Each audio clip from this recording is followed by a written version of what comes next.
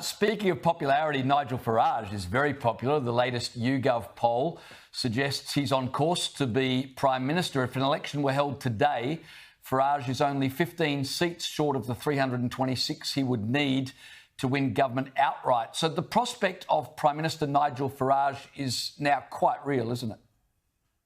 Oh, no, absolutely. And this poll is really confirming what we've seen in the general kind of headline polling in recent months, where you've got Reform on about sometimes high 20s, oftentimes now low 30% in the polls. This YouGov MRP suggesting, as you say, that they would be well over 300 seats, just within striking distance, really, of majority. And there's been other mega polls that have been conducted by other pollsters in recent days, which suggests they might even be in a pretty comfortable majority territory. The one caveat here is that things are so volatile at the moment, and so many seats in the next election will come down to the finest of margins.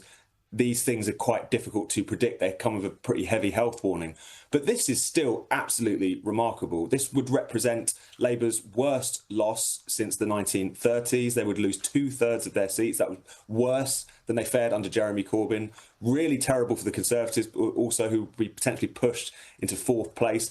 And for Reform, this would be a party going from having a handful of MPs at one election to gaining in excess of 300 extra seats. That has never happened in one election cycle in British political history. So really speaks to the mood of the country, the desire to smash up the two-party system, which has failed people so miserably, and the sense that for the moment, at least, Nigel Farage is setting the political weather and tapping in to that desire for change in the country.